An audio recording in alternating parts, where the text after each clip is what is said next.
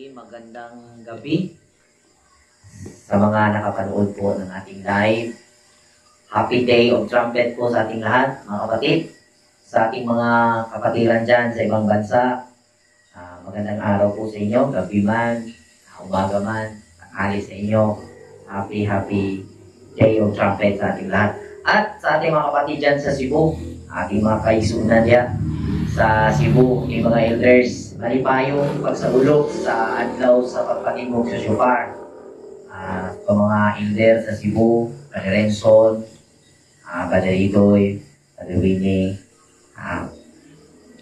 Winnie Barin, Brother Alban, si Brother Jason, o sa atong ison, Brother Gerald, kumusta brother?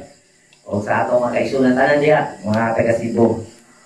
O sa atong mga nakakita sa atong programa, sa mga nahimik na mubaybay sa ating programa, sa ating gawain, no? Luis Pubre, yung isa, yung full sign. At sa lahat po mga kapatid, Happy Day of Trumpet po sa ating lahat. So ngayon po, nandito tayo sa ating maikling mensahe o sa mensahe po ng araw ng Day of Trumpet. Since ang ating naging topic sa Sabat is yung sound of shofar o sounds of trumpet, ay ating pong ibinahagi ron yung spiritual na kahulugan ng mga napailalim sa aral, no? Kung bakit patuloy na ginugunita at ano ang aral o ano ang spiritual na connection habang ito isinisagawa ng ating mga ninuno. Ating pong ipaliwanag kung inyo pong gustong maintindihan, balikan nyo po yung ating video nung last Sabat. Makikita nyo po ron ang ating mga explanation. At sa ngayon, ang ating mensahe is bakit iniutos ng Panginoon na isagawa ang mga day of itong pagtatagpo ba? Anong tawag nito sa English? Appointed times. Yung mga tinuturong araw, itinalagang araw. Kumbaga, bakit ito iniutos? Bakit may tinatawag na appointed times o appointed day ng Panginoon tulad ng mga pista? Alam po natin lahat sa mga Torah observant, sa mga balik Hebrew na mga manunood at sa ating mga may background na sa Hebrew ay mga mahahalagang araw sa mga mananampalataya ang tulad ng araw na ito, the Day of Trumpet. At ito po yung ating magiging topic sa ating pagsasama ngayon, kung bakit iniutos ng Panginoon itong mga appointed times. Okay, so sa Leviticus chapter 23, whole chapter, andyan po yung mga appointed times na iniutos ng Panginoon. Una po dyan, Sabbath day, feast of, ceremony of Passover, feast of unleavened bread, feast of harvest, and ito, the Day of Trumpets, and atonement, and tabernacles. Yan po ang mga appointed times na iniutos sa Panginoon na ito'y magiging walang katapusan na tuntunin na isasagawa ng lahat ng salinlahi ng Israel. Ngayon, ang mga mananampalataya na susumikap na sa mga appointed times na ito ay makakadalo sa mga gawain at nakaka-celebrate sa mga gawain ito. Dahil ito ay utos at ang kaalaman ng mga mananampalatayang balik Hebreo, ang pagsunod sa kautos ng Panginoon ay naiintindihan ito o iniintindi ito, inuunawa ito mga kapatid, no, ng mga balik Hebreo believers, tulad po natin, na habang ibinigay ng Panginoon ang Torah o yung commandments, yan po ay ang time, yan po yung pagkakataon na ipinadama ng Lord o ipinapadama ng Aba sa kaniyang mga tao, sa kaniyang mga nilalang, sa kaniyang bayan, ang kaniyang pagmamahal. In short, ang Torah o ang commandments ay ibinigay para ipadama ng Diyos ang kanyang pagmamahal sa tao. Amen po ba? Amen. Kung kaya, ang title ng ating topic is bakit kailangan igugunita o kailangan i-celebrate, kailangan i-commemorate yung mga appointed times. Bakit? Na kung saan ang mga kautusan ay ekspresyon man di ay sa Ginoo, sa Panginoon, para ipadama niya yung kanyang pag-ibig sa kanyang bayan. Ito, gusto kong tadtarin gusto kong i-chop-chop ang explanation dito, i-elaborate ko ito para maintindihan ng bawat believers, lalong-lalo na dito sa loob ng Torah community. No? Dahil ang pagkakaunawa ng mga ibang mananampalataya sa time na ikaw ay dadalo sa gawain ng Panginoon, tulad nito, tulad ng pag-attend mo sa appointed time, sa convocation, ay may pangunawa na malulugod ang Diyos na natingin, yung Creator na nakatingin, malulugod at mapapupurihan. Ngunit mga kapatid, gusto ko pong i-analyze natin, gusto ko pong hilahin to reality ang kaunawaan, no, na meron tayo na lalago ba, yung bang mag-evolve, yung bang uunlad, yung pangunawa natin. So, sa Mga Ngaral, chapter 12, verse 13 to 14, ano po yung passage na sinasabi? Ang buong katungkulan ng tao is sumunod, to obey His commandments. At mayroong na-establish na interpretation sa mga balik Hebrew believers na yung Torah o yung pagsunod o yung pagtanggap sa Torah, sa pamuhay mo sa Torah, yun po yung pinaka-way ng Panginoon para maipadama niya ang kanyang pag-ibig sa kanyang bayan, sa mga mananampalataya. Ngayon,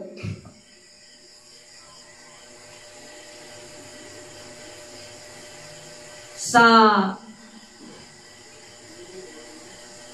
Israel, mga kapatid, sa panahon ni Moses, ang gawain ito, ang seremonyas ng mga pista, ng mga appointed times, ay gawain ito ng mga mananampalataya na may spiritual awareness.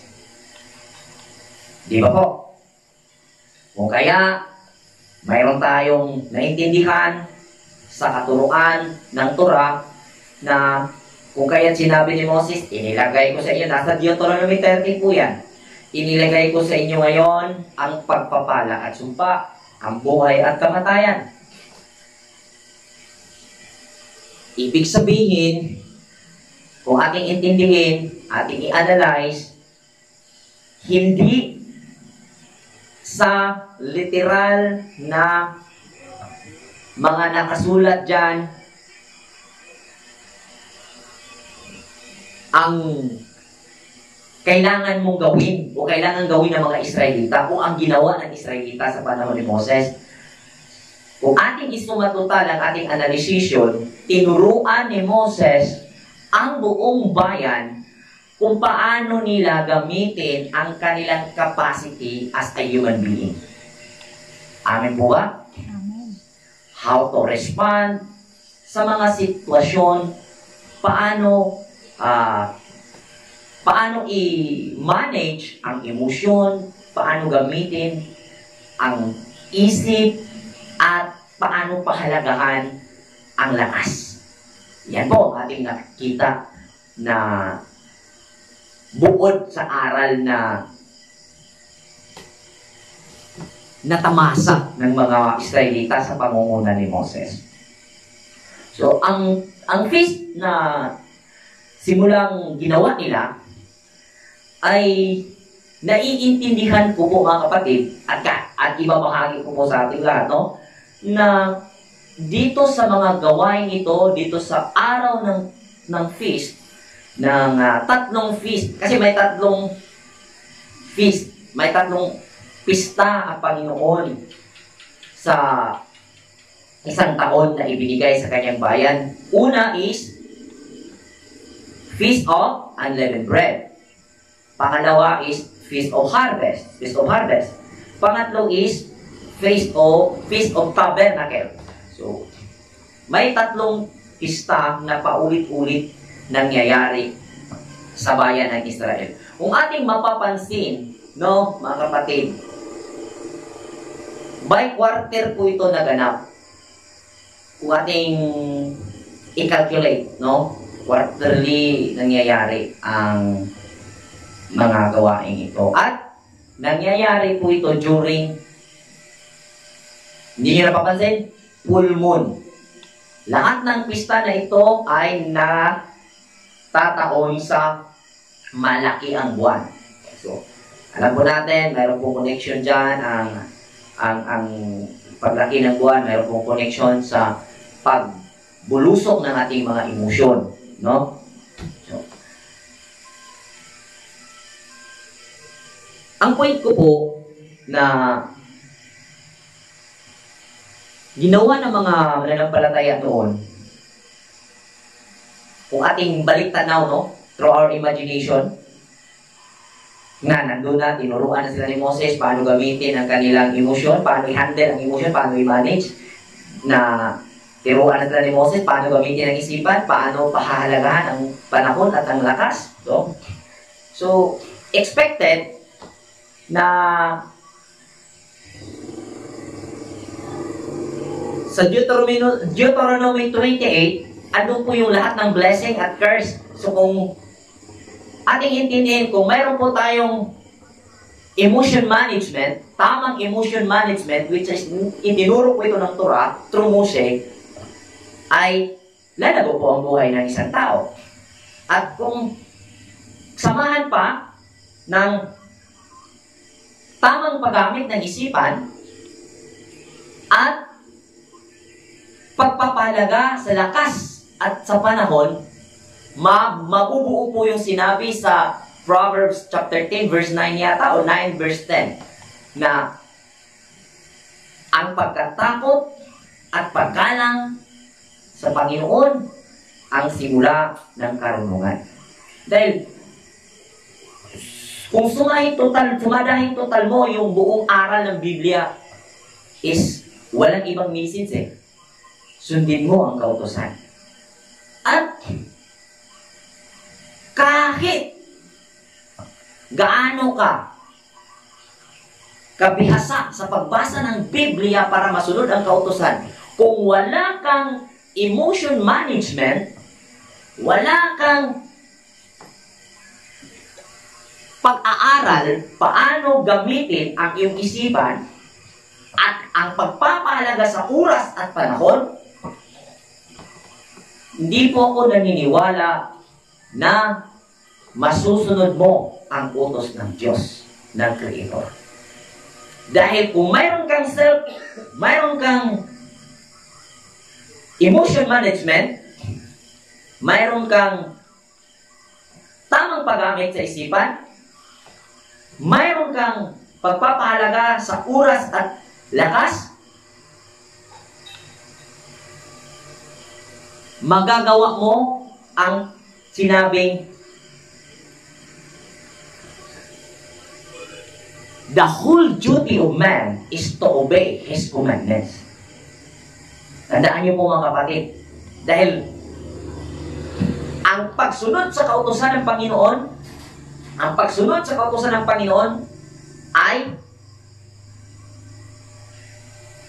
konektado po sa management ng ating emosyon at ang paggamit ng ating isipan at ang pagpapahalaga ng lakas. Yan po ang ating dapat tandaan. Since ang mga ito ay naituro na ni Moses sa congregation of Israel, sa bayan ng Israel, at nag-establish ng appointed times ang congregation, at kung ating i-plus, ating idagdag na ang Torah is expression ng Panginoon para ipadama sa tao ang kanyang pagmamahal. At kung ating i-connect pa rin, no? Yung love Elohim with all your heart, with all your soul, with all your mind, at gawin ito sa ang application ay gawin sa sarili, at ang pangalawa is love your neighbor as yourselves. Dahil mga kapatid, tuwing pista sa 3 major feast sa bawat taon, dito po tatalima ang mga mananampalataya base sa kuling ng Panginoon sa kanila. Ibig ko pong sabihin, dito po tutugon ang mga may kaya para tatalima sa kanilang tungkulin upang ipadama ang pagpapahalaga. Kung kaya sa Isaiah chapter 1 verse 13 to 14 pababa, nung nag-alay ang mga Israelita sa pangungunan ng mga Pariseo during sa pista, ipinapaalam ng Panginoon sa pamamagitan ni Isaiah at ang sinabi, ako'y hindi nalulugod sa inyong mga handog. Sa handog sa Sabat, handog sa unang buwan, at handog sa mga pista. Bakit? Ang essence, yung importance na kailangang magawa habang nasa selebrasyon ng appointed times na mga ito ay hindi na po nagawa. Amin po ba? Hindi na po nagawa. Kung kaya ang hinanap ng Panginoon, sabi niya, ang tunay na kinalulugdan niya ay ang pagkalinga sa mga giyuda, sa mga orpan, at sa mga mahihirap. Dahil ang appointed times ay ginawa ng Panginoon sa buong kaunawaan ni Moses upang dito pagkatagpuin at subukin ang may kaya at subukin ang walang kaya kung alin ang ipapairal ng bawat panig. Kung ang may kaya ay bukal sa kanyang isip at sa kanyang buong kaunawaan na natanggap niya ang kanyang kakayahan, ang kanyang capacity as financial na status, nangyari ito dahil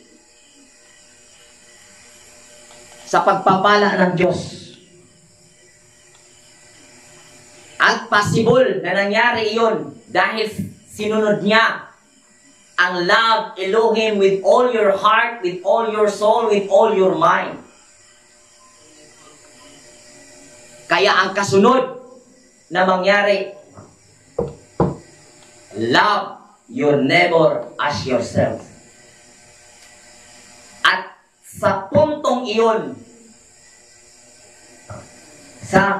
o sa Bisaya pa, sa susamang higayon, diha sad nahatagan og aksyon ang interpretasyon nga miingon ang sugo o ang kasuguan sa Ginoo, ang kasaulugan sa mga pista, maoy hingpit nga pagpadayag sa Dios sa iyang gugma ngadto sa iyang katawhan. Tagalugin ko. Sa ganong paraan din, sa ganong panahon din, tunay na makikita sa gawa ang kaunawaan na ang Torah, ang commandments, ang kautusan ay ekspresyon ng Panginoon at ang Panginoon ay nananahan sa mga mananampalataya upang kanyang ipadama sa kanyang bayan ang kanyang pagmamahal. Dahil kapag nagbigay si Micaiah, nalulugod ang mahihirap. At kapag nalulugod ang mahihirap, nagpupuri siya sa Panginoon. At kapag nagawa ng Micaiah ang pagbibigay ng bukal sa kanyang loob, siya ay may mararamdamang kaligayahang hindi masusukat. Unexplainable joy. Amen po ba? Ganyan na po kasimple ang message at ang aral kung bakit mayroong appointed times. 3 times in every year. Magsagawa ng pagtalima ang Micaiah sa mga mahihirap. At ang mga mahihirap magkaroon ng inspirasyon na makita ang buhay ng mga Micaiah nang sa gayon kanilang papangarapin sa loob ng kanilang puso na pagdating ang panahon, sila naman ang makapagbigay sa susunod na celebration. At sa ganung paraan, may ma-accumulate na good energy dyan sa komunidad. Amen po ba? Hindi po mahirap gawin. Sa Deuteronomy, hindi mahirap unawain. Sa Deuteronomy 30, verse, ano po, basahin natin, no?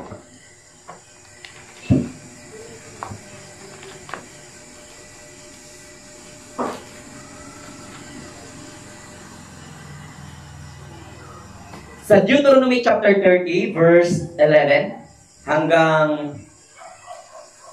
verse 14, sinabi dito, ang kautosang ibinigay ko sa inyo ngayon ay hindi naman napakahirap sundin at unawain. Hindi mahirap sundin at hindi mahirap unawain. Explain ko.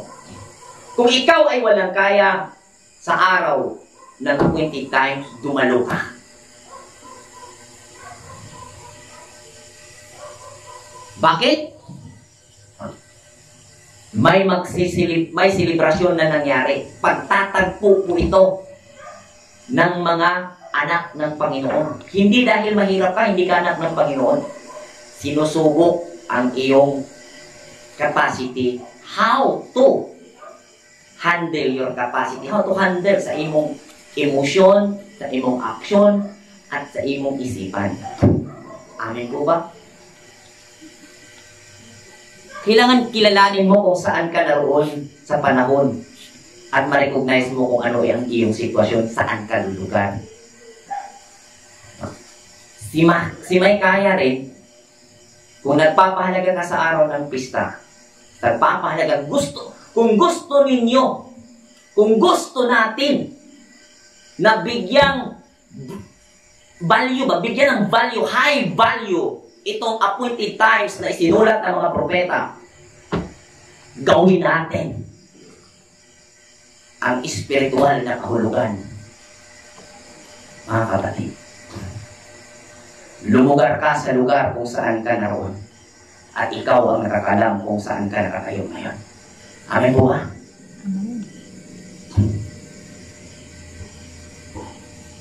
Maalala ko lang mga kapatid, noong una akong naging tagapagbahagi ng Torah. Noong unang namahagi ang inyong kapatid sa kaunawaan ng Torah, kung ano ang mga pangunawa na napapaloob sa Torah, ang dami pong active, ang dami pong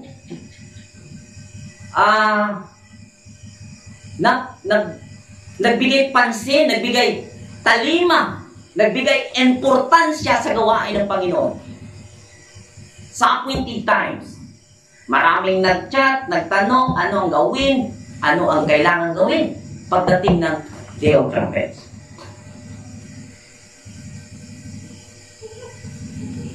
Malipay ta nga mag-uol. Unahon na to ang kalipay. Unahon na to ang uol para ang mabili ng kalipay. Medyo nasubok ta gamay. Kaysa nagkadugay ang buluhaton sa Torah community. Karon nga kasaulugan sa pista, sa kasaulugan sa pagpatingog sa adlaw, sa pagpatingog sa tapita, walay na chat kang ruruwi unsay atong buhaton ro, unsay atong kalihukan.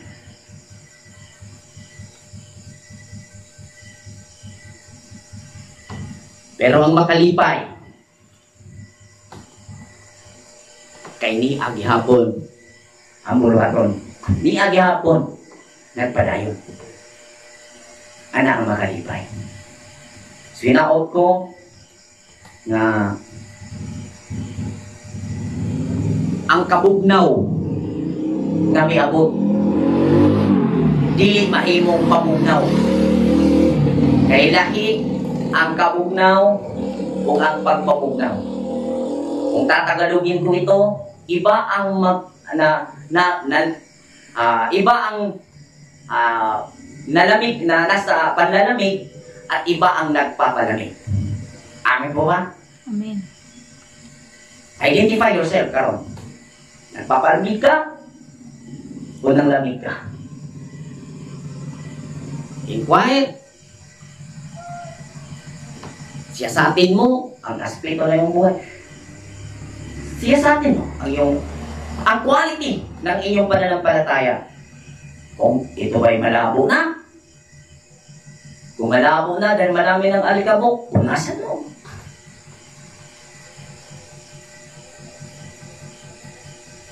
Dahil sa pananampalataya, hindi ibang tao ang magpapainit sa'yo. Ikaw mismo. Dahil itinuro na, at ako mismo mga kapatid, no? Sabihin ko ulit, ngayon, na inilagay na ang tubig at apoy, ang sumpa at pagpapala. Sa nakaraang mga pag-aaral na gumugol tayo ng maraming panahon, sapat na masabi ko na ilagay na ang buhay at kamatayan sa bawat harapan ng bawat nananampalataya. Amen po ba? Amen. So, kano kinahanglan na to? Hatagan mong gibugaton ang mga tinudlong panahon, ang selebrasyon. Kay diha himuon ang literal na aksyon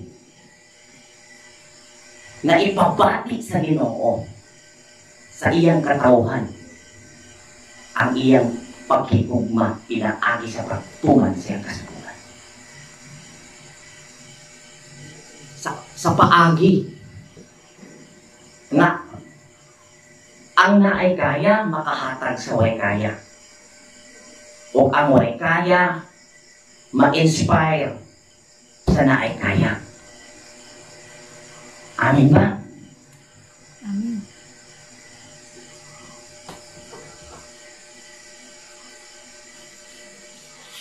Hindi po ito sa aspeto na pinansya lamang. Sa lahat ng aspeto po na buhay.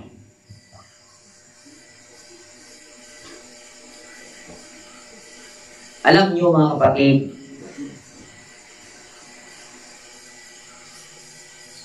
sa paglilingkod sa Panginoon, hindi po ito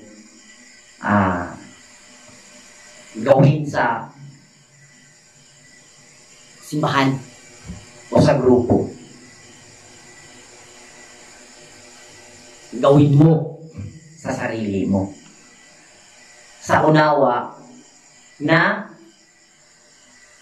kung ginawa mo man na nakabinipisyo ang grupo sa tingin ng iba, pero kung mayroon kang malalim na pangunawa tungkol sa paglilingkod sa Diyos, ang first beneficiaries sa lahat ng gagawin mo ay ikaw. Kaya, ang rason kung kaya ka nagbigay dahil ikaw ang may benepisyo. Amin po ba? Putulin mo ang iyong unawa na kaya-aya niya, sige raman akong hatagan. Diba? Di maligayan nga na kay na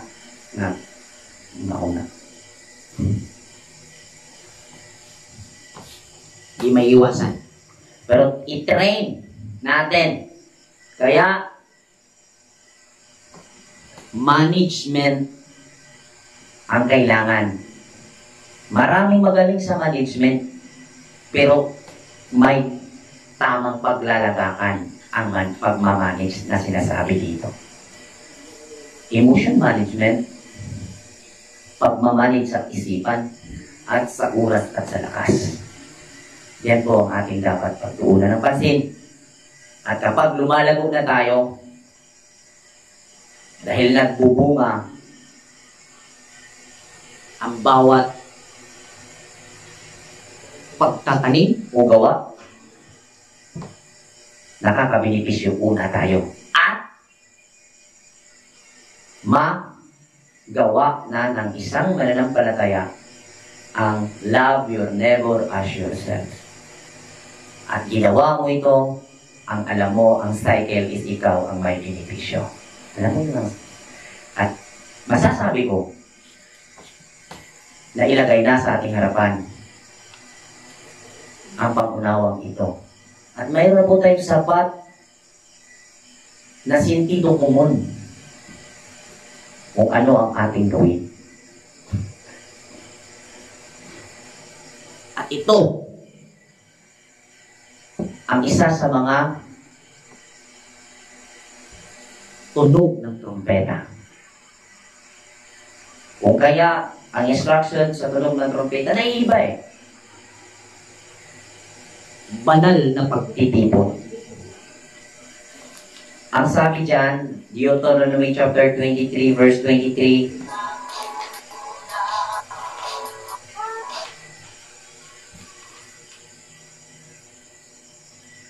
sinabi pa ni Yahweh kay Moses, sabihin mo sa mga Israelita na ang unang araw ng ikapitong buwan ay araw ng pamamahinga, araw ng inyong banal na pagtitipon. Ipapaalam ito sa pamamagitan ng tunog ng trompeta. Bakit? Dahil ang unang selebrasyon matapos ang Day of Trumpet is Atonement. Atonement is day of reflection, repentance. At pagkatapos nun, Day of Tabernacle, iyong i-recognize at iyong siyasatin ang iyong spiritual na tahanan. Dahil paggunita yan ng tabernakulo. At ang tabernakulo na isinasagawa sa pamamagitan ng mga bahay-bahay kubo, kung sa Hebrew is suka, singular, sukot sa plural, ng mga ginawang mga tabernacles, ay representasyon sa spiritual na pagkakakilanlan mo sa iyong spiritual na tahanan na meron ka. At ang ating gawin sa Day of Trumpet is ihanda ang mga gawain na magiging mangyayari sa mismong mga naitakdang panahon, tulad ng atonement at ng pista ng tabernakulo. Since ang Torah community ay hindi pa po na-assemble as community sa isang lugar, ay hindi po tayo nakapagbigay ng kung ano ang makapagbigay ng mga exact activities para magiging program doon sa mismong araw kung saan gawin ang mga selebrasyon o bunitain. Kaya ang ating gawin, kung kayo ay nakikisa sa appointed times, ang araw ng atonement, kailan mangyayari si Ros? Ngayong September 30, sundown, matatapos October 1, sundown. So sundown to sundown, October 1, magtatapos, magsisimula September 30, paglubog ng araw. At ang Torah community sa Davao ay hindi po makapagsabi na mayroong live broadcast dahil hindi po stable ang ating connection, ang ating internet connection, at ang Cebu ganun din. So abang-abang na lang po tayo sa magiging possible, kasi kung kami may internet available connection, katulad ngayon, magsagawa po tayo ng live broadcast tulad na ginawa natin ngayon. Kanina, pasensya, kapatid, ang ano talaga natin is pawala-wala talaga. Ganon din ang Cebu. So, ang ating program, sundown, September 30, magsisimula po ang atonement. At announcement, ang gawin sa araw ng atonement ay, kumbaga, sorting mo ang mga nagawa mo noon for the past 1 year, no? Yung kung nagsorting ka ba, kung nagsorting ka prutas, yung may mga damage, mga defect, may mga slightly laid, pwede pa i-recycle, pwede pang magamit pa. Ganun din. Yung mga plano natin sa buhay, yung mga nagawa natin, okay to, kaso hindi lang ako dito, pero dito parang mas effective, yun, punain natin. At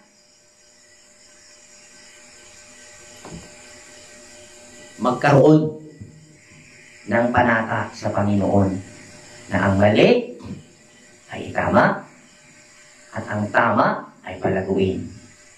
Yan ang may pamumuhay na may kabanalan. Huwag manatili sa mali dahil magiging kasalanan yan. At kung may na gawang tama, palaguin nang sa gayon, ang extension is magawa ang love your neighbor as yourself. At sa Day of Tabernacle, i-present mo ang iyong bahay spiritually sa Panginoon. Ibig sabihin, after atonement, naka-assemble ka na ng plano for the whole year with spiritual guide, nakaplano na sa pamamagitan ng pagpalabas sa mga may damage at pagpapalago sa mga magagandang nagawa. At yan ang iyong represent at yan ang iyong magiging tahanan. Diyan ka matutulog, diyan ka magpapahinga with 7 days. Ibig sabihin ng 7 number is endless. Night means darkness. panahon ng pagsubok. Ibig sabihin, may paghihirap, may kapigatian, may kapaitan. Stay sa plano na inialay ng Panginoon. Yan ang maging tahanan mo. Dahil kinlaro mo na. Yan. Amen po ba? Amen. Dito tayo lalago mga kapatid. Dini panindo tayo sa tabernakol nga way kahulugan. Nindot nga magpanindot ka sa tabernakol. Maganda na ating pagandahin ang ating mga tabernakol. Pero kung pinaganda mo at hanggang dyan lang sa paganda na pinipresenta mo, dahil nag-celebrate ka ng tabernakol, hindi naman yun ang reflection sa loob mo, walang. Kailangan mag-ugat sa loob mo.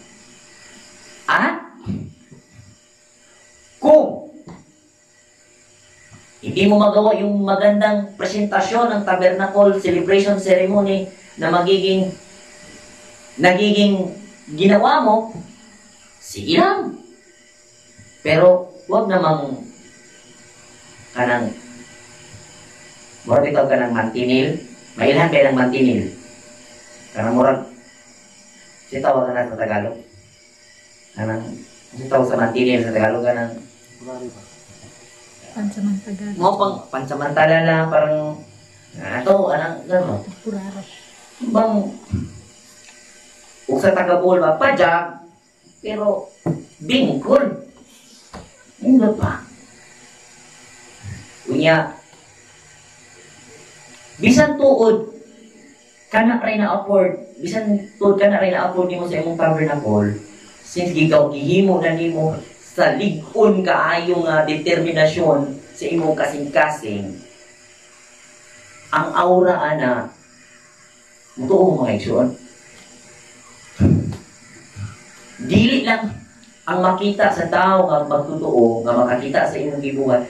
Dili ang katong literal ang makita lang, kundi ang espirituhanong landog sa imong gihimo.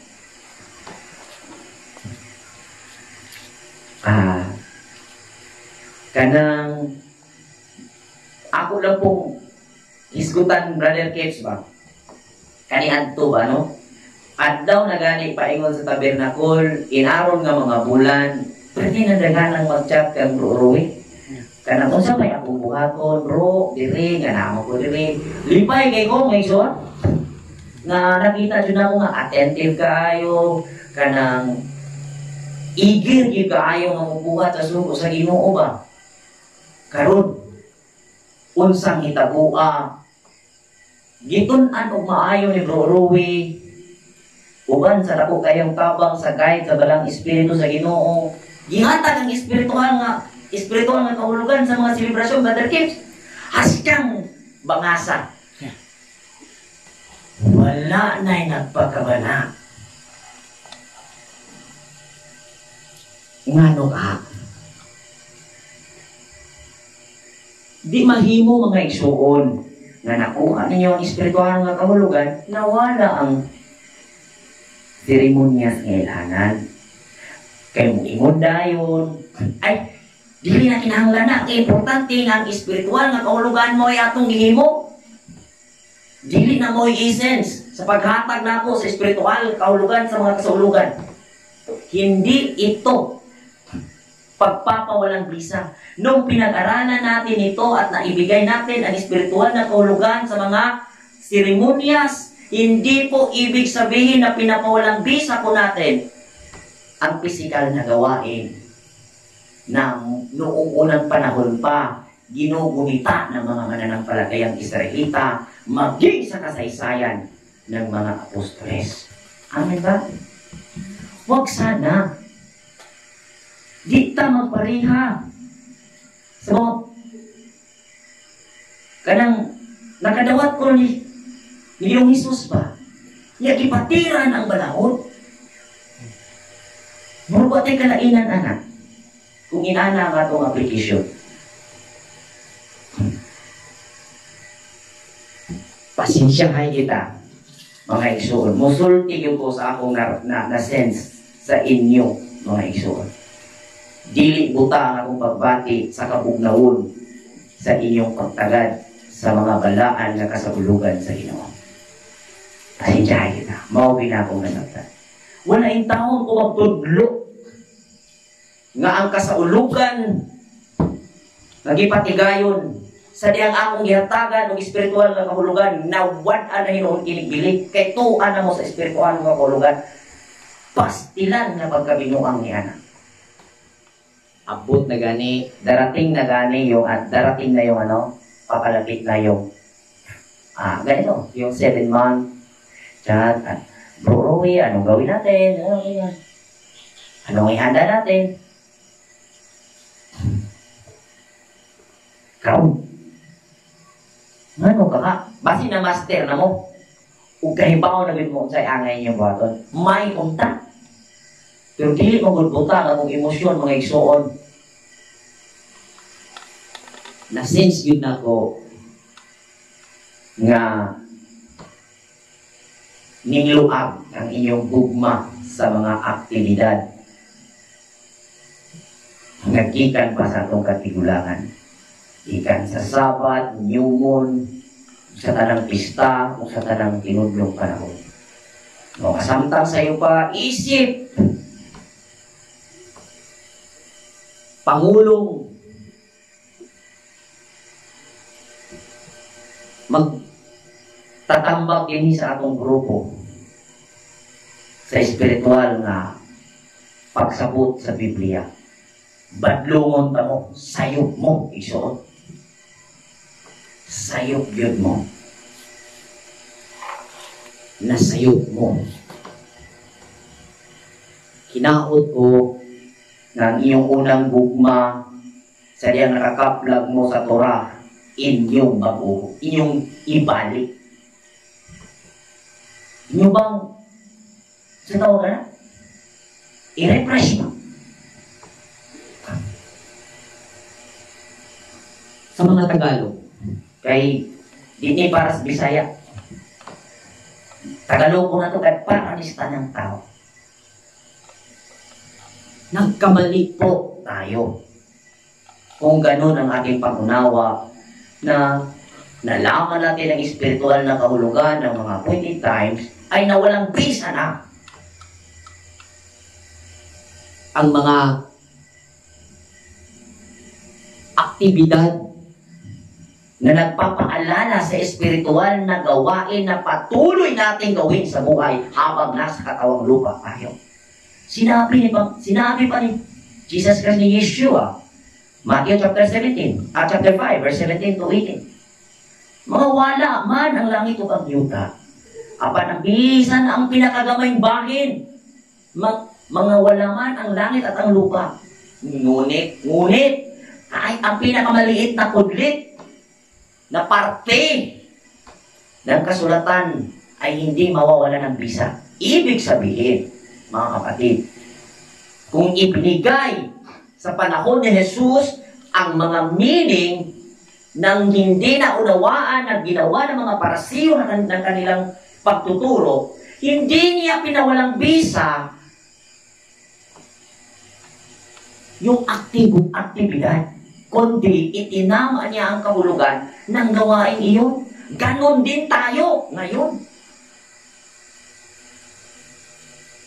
Sa danggitudlo ang espirituhan ng kahulugan, Kuya Bex, ay di naman hinoon. Naunsa man. Nahinaot lang ko na kani mutuhok sa inyo mga kasing-kasing. Ug mahimo ni nga pagpahinumdom sa matag usa kanato nga ang inyong oil gamay na lang. Kay bawo naman mo how to extract oil. Buhat mo. Gawin niyo.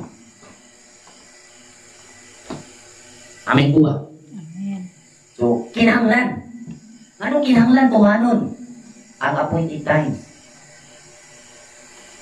Dahil Mga gawaing seremonyas ito na nagpapaalala sa espiritual na duty ng bawat mananampalataya. Nagpapaalala sa obligasyon ng iyong capacity kung ano ang parte mo sa iyong tungkulin. Diyan ngayon. Sa iyong capacity. Ikaw ang nakakaalam kung aling parte ka. Itinuro din ito ng Apostol Pablo. Amin ba? Amen. Sana, mga kapatid, itong tunog ng trompeta sa gabing ito ay makakarating sa inyo at magiging espada ito na tatagos, yung double-edged sword na tatagos sa pinakailalim na bahagi ng ating pagkatao. Magandang gabi sa lahat. Happy Day of Trumpet sa ating lahat. Shalom Aleichem.